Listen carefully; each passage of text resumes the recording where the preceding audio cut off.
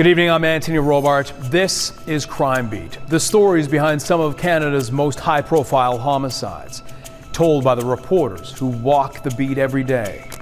Tonight, two neighbors, a teacher and an engineer, meet for a casual evening of food and fun. Little did they know the dark and unexpected turn the night would take. Looked like just a couple of guys having a good time. Is there any serious bleeding? Yeah, all over everywhere. There was no indication that this was going to be the end result. He had me by the throat with my shirt twisted up. Right away you could see that there was a large amount of blood. That's pure rage for a person to do that to another human being.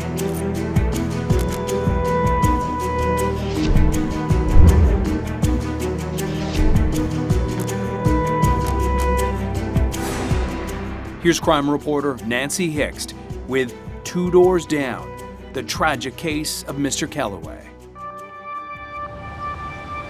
May 4th, 2013 was a beautiful sunny spring day in Calgary. The warm weather meant people were finally spending time outside. In one new suburb, neighbors got together for a barbecue and drinks. It was a memorable night filled with good conversation and laughter. But just minutes after this photo was taken, 911 for what city? Hello? Hey, need the ambulance right now. Okay, are you calling from Calgary? Yes. Okay, tell me your address again for verification, please. There's a guy stabbed multiple times. Good evening. Police are investigating what could be ruled as the city's latest murder. The homicide unit has taken over a sudden death case that happened late last night in southeast Calgary. Global's Nancy Hixt reports. It's a brand new neighborhood in the suburbs of Calgary where grass hasn't even been planted yet. The sidewalk is now stained with blood in front of a home marked as a potential crime scene. this story began almost 50 years ago in Glace Bay on Cape Breton Island on the eastern edge of Nova Scotia. Oh my God. Graduation at the high school. Harvey and Monica Kelloway met when Monica was a clerk at the town hall and Harvey was a police officer. They worked in the same building, but a chance encounter at a wedding gave him the opportunity to ask her out. They got married in May of 1973 and soon after tried to start a family. After 8 years, they were pretty much resigned that it wasn't meant to be, until I wasn't feeling good, and then I didn't think anything more of it. I thought the flu was on the go. It was in the fall. And I went to see my doctor, and he sent me for the test and everything, and he said, "You're 3 months pregnant." they would soon meet the miracle child they'd always hoped for. Craig was born Thursday night, May 28th at 9:43 in the night. He was 8 pounds, 21 inches long, and he was my baby. He was the type of baby that he wanted to be on the move, and it didn't matter what time of the night you put him down for sleep. It could be 10 o'clock, it could be 8 o'clock. He woke up at 5 or 6 on the dot every morning. It was unbelievable. But he wanted to be into everything. He would go after the TV and change the colors. Before long, Monica was pregnant again, and just over a year later, Craig became a big brother. There's a path in the woods, and I take a shovel, and though a lot of spaces, the ice was clear, and that's where he learned how to skate. And then just the hockey stick, and that was it. He loved it. After university, Craig found his true calling in teaching. For about a year, he worked as a substitute teacher in his hometown, then surprised his family with news that he was headed west. Craig was the type of person, he was a homebody. He liked being home. He liked Cape Breton, he liked Glace Bay. You know, his buddies were here and everything, his friends, but it was a shock to see that he had gone. The move was a huge stepping stone for his career, and it wasn't long before he was teaching full-time at David Thompson Middle School. He got along with them so well, like in being a Cape Bretoner, when he went there, he would stop at Tim Hortons before going to the school, and he'd have coffee and them for them. Craig, or Mr. Kelloway, became a role model for his students. So he was a science teacher. Sometimes he dabbled in math. Occasionally he subbed in English, but he was bad at it. He was always a gym teacher as well, sometimes substituting on that. He was really all around. Jackson Hector met Mr. Kelloway when he was 10 years old. He was trustworthy, he was kind, and it was kind of like another father figure to me, because, you know, the countless advice and hours he put into us as students, and there are testimonies and countless hours I can only imagine that other students had with him and interacted, and we wouldn't trade it for the world, because it made us who we are today, for sure. Jackson's family had just moved to Calgary from the UK. He was struggling with the transition, ended up in a bit of trouble, and got suspended. When he returned to school, Mr. Kelloway was there to help set him on the right path. And for me, it was heartfelt, tears everywhere, because it was kind of like someone finally cared enough to tell me. Not saying that my parents were not there, they definitely were, but it was just, you know, having that outlet of someone on the outside looking in to be like, hey, like, I understand your situation, I know where you've come from, I know it's rough for you, and I know things may seem tough, but, you know, don't give up. The staff and students, including Jackson, at David Thompson Middle School, became Mr. Kelloway's extended family. Whether it was organizing floor hockey games or helping a student get extra tutoring on a weekend, Mr. Kelloway was always there. After a series of unsuccessful romantic relationships, Craig put down roots in Calgary, and in December of 2012, he had a son named Blake.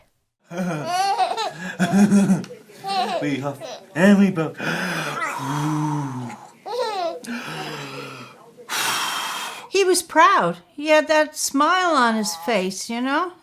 Very attentive father he was to him.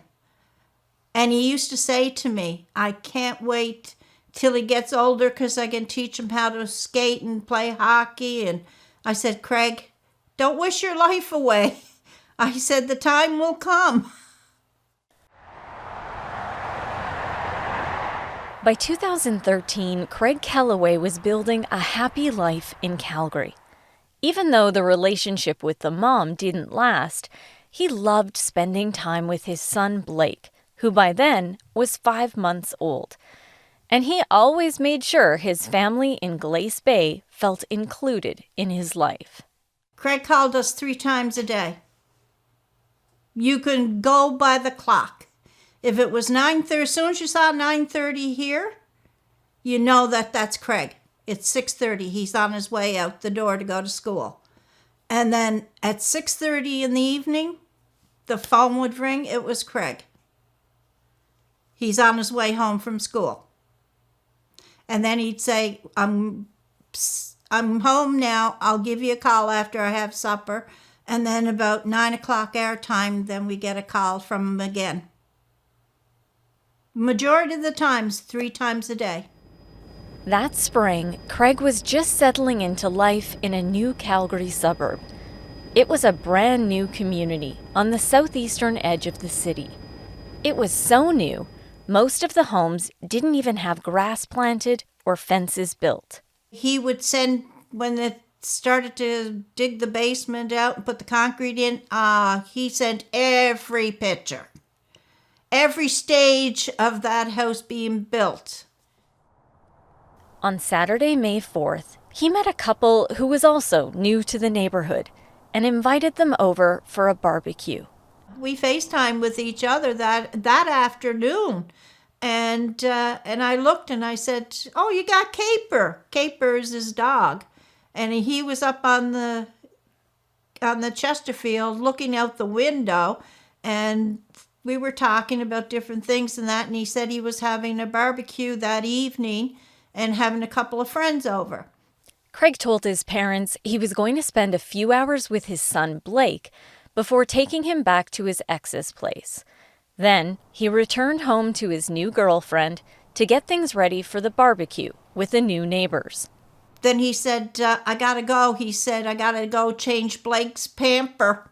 I said, okay. So Harvey said to him, he said, Craig, call us around 9 o'clock tonight, which would be 6 o'clock Calgary time. Monica ended the call the same way she always did. I said, take care, love you. Later that night, Monica and Harvey waited to hear from their son. Hours went by, and there was no word from Craig. Not a thing to worry about. Nope. Just another Cape Breton barbecue. We figured, oh, he's just enjoying his company, and we'll hear from him tomorrow morning. Because usually if he did have a barbecue with some friends over, that's what he did. He wouldn't call that night, and then the next morning he would call and he'd say, I never got back to you because of having guests over, you know. What happened next still haunts her. Yeah, I never thought that I'd be going through what happened the next day.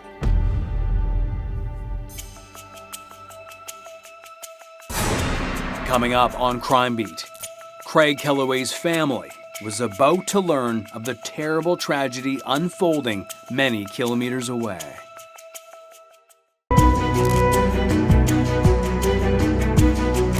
Police investigate following a shocking 911 call, while Craig's family receives the devastating news. Here's Nancy Hixt with Two Doors Down, the tragic case of Mr. Kelloway. 7 o'clock the next morning, Harvey's always up early. And he hollered to me. He said, Monica, stay in bed. I said, why? He said, the police are here. 2 cop cars. And a couple of cars. I said, what? And he said, yeah, just stay there. He said, I'll handle it. So I thought, oh, God, I better get up. Monica said she went into her dining room. Police were there. So was her cousin. And I said, what's going on? She said, it's Craig. He's gone. I said, no, he's not gone. She said, Monica, he's gone. And I said, no, they can fix him. I figured he was in a car accident. And then I said, they can fix him up, can't they? And she said, no. She said, Monica, he's gone. At that time, police in Glace Bay could only tell Monica and Harvey that their son was dead. It seemed like it was a blur, like I couldn't get it out of my head. I just couldn't accept that he was gone.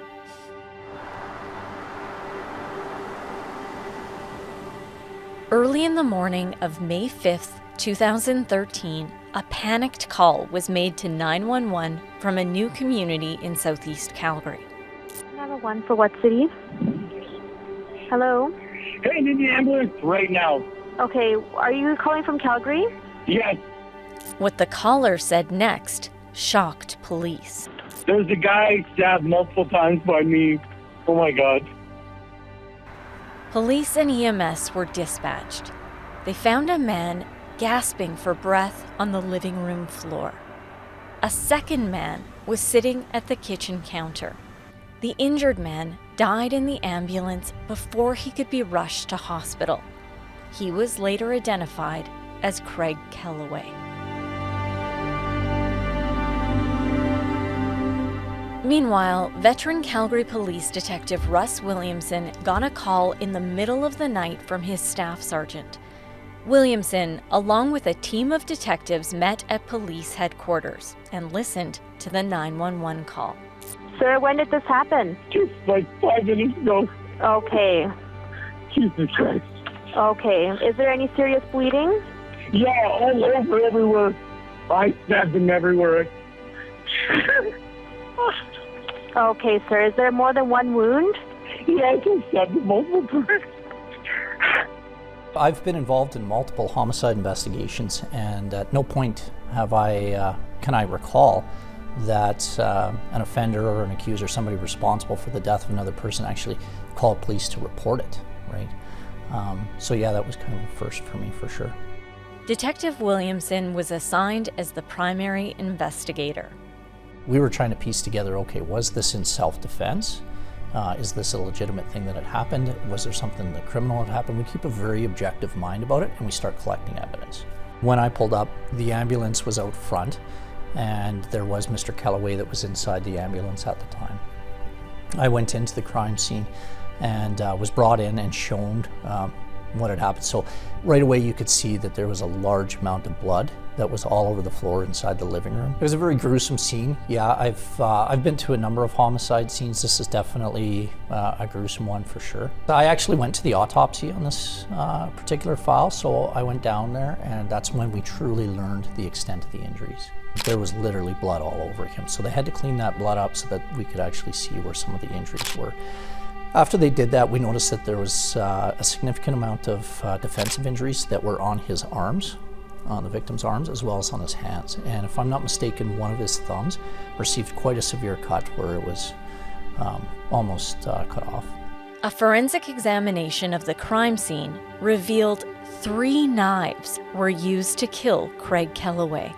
Speaking to the brutality of what had actually occurred, 2 of the knives were broken. Now, when I'm talking about knives, I want you to go to, everybody has, like most people have, a nice big butcher block of knives in their kitchen.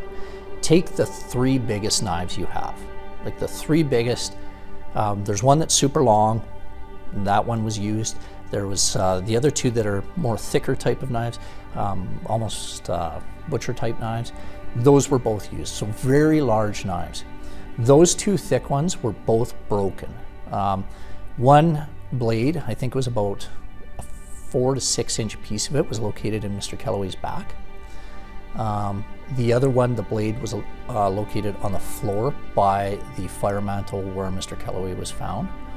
And the last one was located on the kitchen counter, and it was bent. Like, and that was the long one. It was bent quite a bit, almost at a 45-degree angle, and there was about a 1-inch chunk off that blade that was broken off of it, and that was located inside Mr. Kelloway as well. The man who made the 911 call turned out to be Craig Kelloway's new neighbor. They lived just 2 doors apart.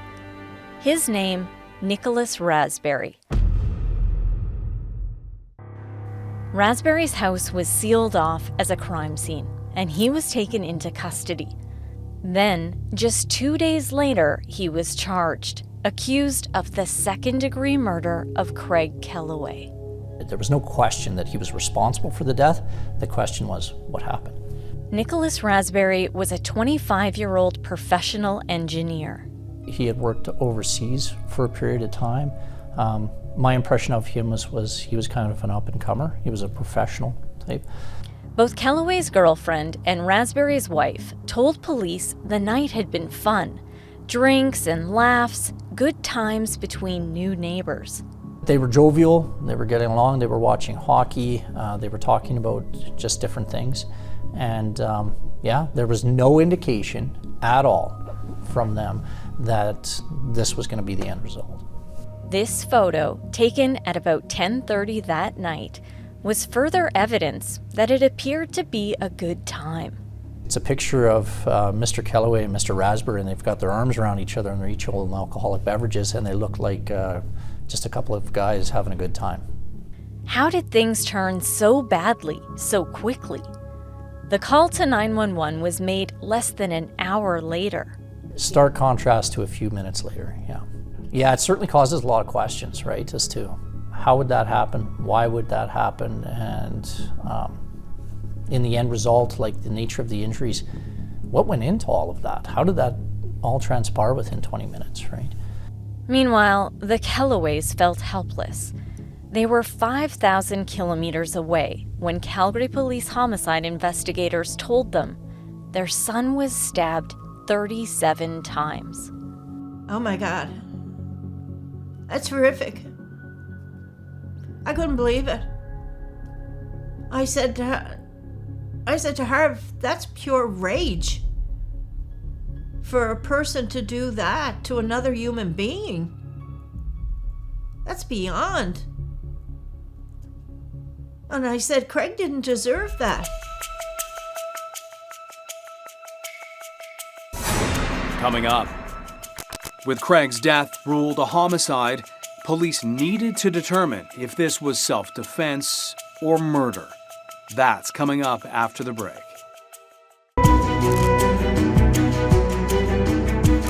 Graphic details of that fateful night are revealed during a second-degree murder trial. But would there be justice for Craig Kelloway? We now return to Nancy Hixt with Two Doors Down, the tragic case of Mr. Kelloway. Nicholas Raspberry spent 13 months in custody while awaiting trial before being granted bail. He remained out on bail throughout his second-degree murder trial in October of 2015, nearly a year and a half after Craig Kelloway was killed.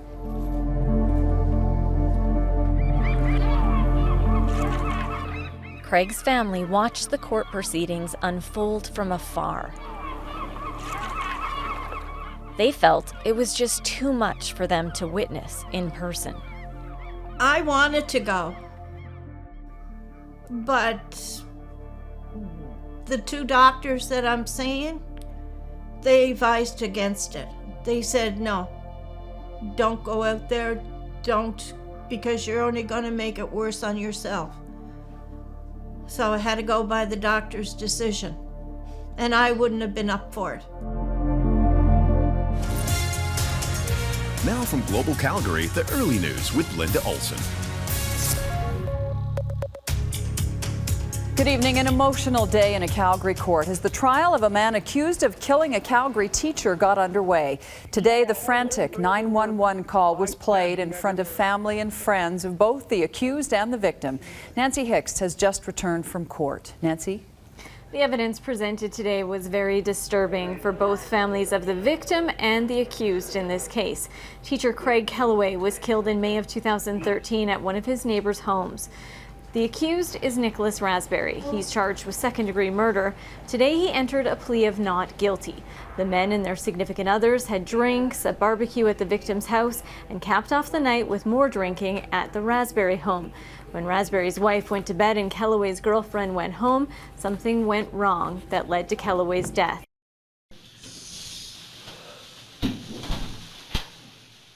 Hours after Raspberry was arrested, he was interviewed by police. A video of that interview was played during the trial. So I was just home doing stuff like around the house, and I was out on the deck, and so we have neighbors like 2 doors down. They were in their backyard. Raspberry told the detective about the barbecue at Craig Kelloway's home and how later that night they moved the party to his house. The girlfriend once again took the dog and said she was going home. So it was the three of us, my wife there as well, and then my wife went up to bed, and we continued. We stayed downstairs, and then at some point I just felt like the night was drawing to a close, and I'm not sure if I said I was going to go to bed or if I said I had to take the dogs out to pee, but I kind of remember just kind of making it clear that like the night was kind of over. Raspberry said that's when the mood changed. I was drunk having fun, and then all of a sudden I was sober, and he had me by the throat with my shirt twisted up and up against my counter and trying to, like, had his one hand, like, always by my face, threatening to punch me and telling me to stop moving and to like, let him have sex with me. And he was like, if you don't, I'm gonna beat the shit out of you. And, you know, at that point I was surprised. I'm not a small guy, but he was manhandling me. And I was ready to just start swinging. And then he said, your wife's upstairs, she's next. Raspberry told the detective that's when he grabbed a knife. I remember the moment of stabbing, and I remember being like, at this point, like, there's no turning back. Like, if he doesn't go to the ground, he's gonna he's gonna kill me and maybe my wife. I think at one point either the knife fell or it broke or something, and I think I grabbed another one and was pushing him away, and we made our way into like our kitchen is connected to our living room, made our way to the living room. Okay. He fell, and it was over. He fell. I was done. All I remember is putting the knife back on the counter, grabbing my phone, and calling 911. And No, there was no evidence at all that a sexual assault had occurred. There was no evidence in the autopsy that there was a sexual assault. Mr. Kelloway or Mr. Raspberry himself said that it was just the threat. He did not allege that he was raped. He didn't allege that Mr. Kelloway hit him. He alleged that Mr. Kelloway grabbed him by the scruff, pushed him up against the kitchen counter and threatened to rape him. That was the extent of what he said Mr. Kelloway did. Like, I've been going over it a million times in my head, and I'm like, what could I have done differently? Like, could I grab, like, the coffee maker's there? Could I grab the coffee pot? We have a toaster. Like, what could I have done differently?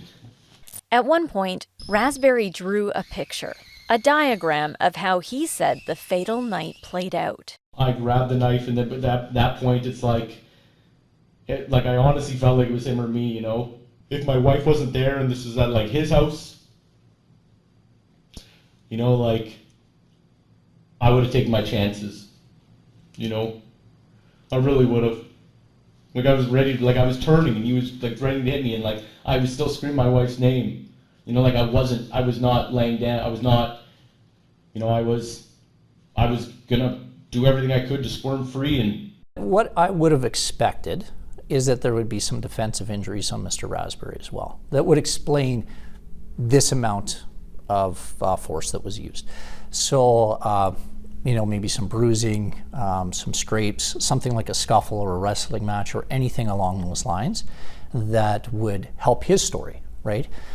Because my job, like I said, is to determine the truth. So I'm keeping an open mind. Is his story legitimate, or are these other facts that are pointing in another direction? Do they need to be explored more, right? So we take everything into totality of it. One thing that struck me as very odd was there was not a single injury on Mr. Raspberry whatsoever.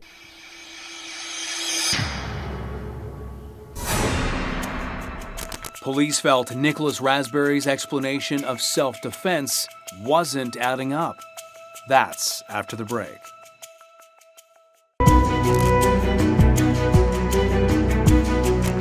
Could there be a more plausible explanation for the brutal stabbing death of Craig Kelloway? Here's Nancy Hixt with Two Doors Down, the tragic case of Mr. Kelloway. I'll be honest with you, because you've been honest with me. I think you're leaving a portion out. I think you're leaving out what started it. And that's where I guess I'm having some confusion. Yeah. Because I would say that would not be normal behavior to go from talking about hockey, talking about stuff to this. Yeah. There's something in the middle, I know. Were you guys having a conversation about sex or sexual practices, or no, I don't remember talking about any. I don't remember talking about any sex. Whether you instigated something or he instigated something, I'm worried that there's an embarrassment factor for you here. And I'm being perfectly honest. There's not. Okay. It's not like it switched. It was and it was a sobering moment. I'm in a horrible situation, and I'm not sure what I'm going to do to get out of it. The whole neighborhood's going to know. The interview went on for more than 2 hours. At one point, the detective offered Raspberry another plausible explanation, one that said it was actually him that came on to Craig Kelloway. You're doing the whole and he's going to beat the out of you because you just made a move on him, and you took a step because you've been drinking to take that move, to make that move, and it was a mistake, and he reacted, and he's going to beat the out of you, and you get scared, or you see red. At the moment, you're protecting yourself by making him the aggressor in this, when clearly the scene is going to tell us that you're the aggressor. You've stabbed this guy a lot of times and really serious, you've eviscerated him. Those are huge injuries. Mm-hmm. And are we going to find when we go back in that house that you stabbed him in that living room when he's on his back? But he didn't do anything to you other than hold you by the shirt. What did he do? Trying to have sex with me, threatened to punch me, threatened to... But punched my wife. But how? He doesn't try to have sex with you, right? You say he doesn't undo his pants. He doesn't undo your pants. He's not grabbing you. He's not doing anything. He's holding you in a hockey jersey. Yet. So we don't know what's going to happen. I know, and that's where and that's where I trust myself and I trust the person I am. And in that situation, I felt like I did what I had to do because I knew what was going to happen. And it's horrible to say, but better him than me and my wife. The medical examiner provided extensive evidence during the trial. That would be used to determine whether Raspberry acted in self-defense or was it murder. A warning, these details are graphic. 2 of the wounds to Craig's jugular and thoracic aorta could have caused enough blood loss on their own to lead to death. There were also multiple injuries to his lungs and diaphragm, which would have made breathing difficult. Craig's left hand and arm showed signs of defensive wounds and were so badly injured they were unusable. Court also heard at least one serious stab wound occurred after his heart was no longer pumping blood through his body in any meaningful manner. Was this second-degree murder? Or was this self-defense? Would it be reasonable if somebody did that to you, grabbed you by the scruff of your neck, threw you up against a counter and threatened to rape you? Would it be reasonable that you can defend yourself? Absolutely, no doubt about it, okay? But there is a point where it goes over the line. And that was my concern, is I definitely couldn't prove that that was said or done. I couldn't prove or disprove either way, right? But what I had a big concern with is, okay, there's some defensive injuries on the front. Well, maybe that took place in the very front start of it, okay? My big concern is 32 stab and slash wounds in the back. To me, and from what I observed from the evidence, I interpreted that as Mr. Kelloway was no longer, if he was the bad guy to start with, he was no longer in that capacity. He potentially turned from being a bad guy into being a prey, being this other individual pursuing him, and now he's the victim. After nearly a month-long trial, the judge handed down his decision in the case. Heartbreak today for the mom of a Calgary teacher stabbed to death more than 2 years ago. The man who killed her son was found guilty today of the lesser charge of manslaughter. Global's Nancy Hicks has just returned from court. Nancy? Linda, this case has drawn so much attention and there have been so many people following the case that the original courtroom was too small today. So everyone was moved to the largest courtroom in the building where generally jury selections happen. Today, after reading a long written decision, the judge found Nicholas Raspberry guilty of the lesser offense of manslaughter. Raspberry showed no emotion as the ruling was made. The Queen's Bench Justice said he found himself skeptical of Raspberry's version of events and rejected the claim of self-defense, saying Raspberry's actions were unreasonable in using 3 knives and inflicting 37 stab wounds. He did, however, believe Raspberry's claim that his actions were provoked. Today, Kelloway's mother watched social media from her home in Cape Breton, Nova Scotia. She says she's devastated by the decision. Manslaughter. But he stabbed him 37 times with 3 knives? That's murder. That's not manslaughter. It's unreal. I'm sorry, but that man, he just took our life away. And a sentence could range from time already served to a life sentence. Like this family's really been victimized on a number of different levels. Definitely one of the strategies from the defense was that Mr. Kelloway was the perpetrator, was the one that started all this, was the one that was going to rape Mr. Raspberry. So the defense really pushed that theory forward in court without Mr. Kelloway ever being able to defend himself, right? So he has no say, but the defense had that say and really pushed it, right? Really used some offensive, I was offended for the victim's family being there, hearing some of the things that were alleged about him with no proof whatsoever that this was legitimate or not. In convicting Raspberry of the lesser charge of manslaughter, The trial judge expressed some skepticism about Raspberry's account of events, but was still left with reasonable doubt. He ultimately found that Raspberry believed he faced a threat of grievous bodily harm, and that he was entitled to respond with force to defend himself and his wife. However, the judge also found the force used went beyond what was necessary for self-defense. I really thought the justice would be served and he would be found guilty of second-degree murder and he would be sent away for 25 years. After the break, Nicholas Raspberry was convicted of the lesser charge of manslaughter. But how much time would he spend behind bars? That's coming up after the break.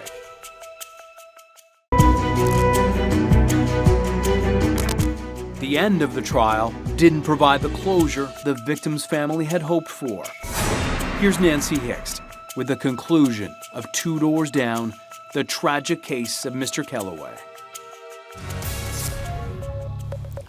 Good afternoon. Thank you for joining us. The man convicted of manslaughter in the death of a Calgary teacher learned his fate today. Craig Kelloway was killed in May of 2013, and now his neighbor, Nicholas Raspberry, is going to jail. Nancy Hixt joins us from the court center with the latest on this. Nancy. Today, Nicholas Raspberry was sentenced to 7 years in prison for the death of Calgary teacher Craig Kelloway. With 1.5 credit for time already served, he has 5 years and 4 months left in his sentence. But Raspberry's lawyer is already planning an appeal of both the conviction and the sentence. Our position is we don't even think he should have been charged. Well, we're more concerned with the conviction right now. And of course we're disappointed in the sentence, but we'll take instructions as to whether we will go to the Court of Appeal, and I expect to be so instructed. Raspberry went into custody in December of 2015, but he would spend very little time behind bars. Just 2 months into his 7-year sentence, Raspberry was again freed on bail, this time pending the appeal of his manslaughter conviction. Then, 5 years after he killed Craig Kelloway, the Alberta Court of Appeal upheld the conviction. The Supreme Court of Canada declined to hear the case.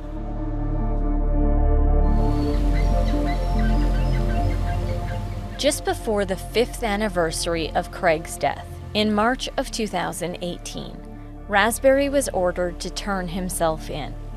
After credit for time served, he had just over 5 years left in his sentence.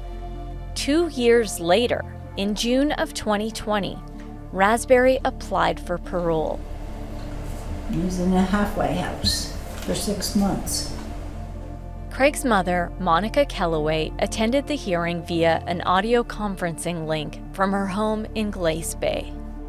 I wanted them to know what kind of a person they were dealing with. That he is a narcissistic person. He believes his own lies.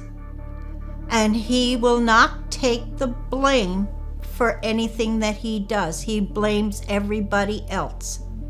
Raspberry told the board he doesn't want to be defined by what happened that night. He said, "It was a terrible night and I truly am sorry." Monica Kelloway rejects that apology. BS. He's not remorseful. He has no remorse in him. That's his way of trying to show the parole members, I'm trying, and if I can say these things, then I'm making myself look good, and they'll give me parole. Craig Kelloway's former student, Jackson Hector, wrote a letter to the parole board in hopes of explaining the far-reaching impacts of Raspberry's actions. I wanted to show him that with his courage, consistent lessons, and unrelenting love he installed in me, I made it. I didn't fail one class, I passed all my exams with flying colors, but he never got to see me hold that paper in front of him. I hope he knows that I wouldn't have made it without him. I hope he knows I loved him like a dad. I hope he knows that I speak for a lot of my fellow students back then, and the friends I have still to this day from David Thompson. We miss you, Mr. Kelloway, and we always will. The emotional and mental impact you left with us will last forever. A 2019 psychological risk assessment noted Raspberry minimized and had limited insight into the seriousness of his offense. The board noted he's been assessed as a low risk to reoffend. However, his case management team pointed out that it's difficult to truly assess his risk because his offending was so uncharacteristic, and he's struggled with insights as to why and how it occurred. The board denied full parole, but stated it's satisfied Raspberry's risk can be manageable on day parole in a halfway house.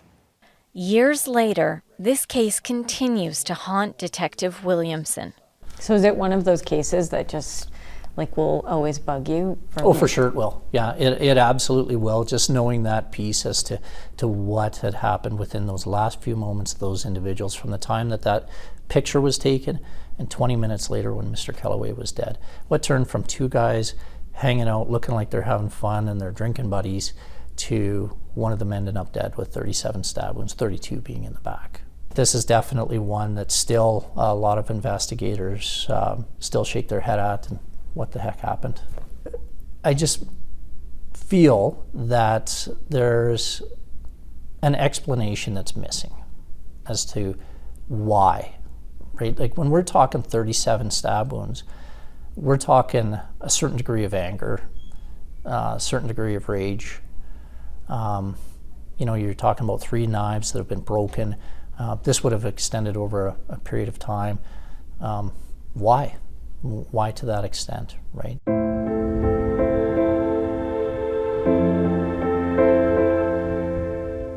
For Monica, time isn't lessening the grief. Instead, it consumes her. Not a day goes by. And that's what I see. I see what happened to Craig. And it plays out every day. As far as panic attacks, I don't know when they're going to hit me. I've been to places, going to Walmart or even with my sister, and I'll just start break down and cry. Even with my friends, and my friends understand, but some people, they can't understand why it's happening to me. But they don't understand when you lose a child so brutally. You're changed, your whole thing, your whole system, your mind, everything changes. There is one very special person who brings Craig's memory to life like no one else can. That is his son, Blake. Oh my God, he's like his double. Oh, there's pictures of Craig, and I can see Blake, and I can see Craig and Blake. And then the hockey. He's so into the hockey like Craig was, and he can't stay still like Craig. Craig could never stand still. He always had to be doing something. Monica cherishes every moment she gets to spend with her grandson, but it breaks her heart that Blake will never know his father. Oh, he knows that he's in heaven. He's not here to see him. See how beautiful a child he has become. He's so mannerly and beautiful, and to watch him play hockey, like Craig is missing all this.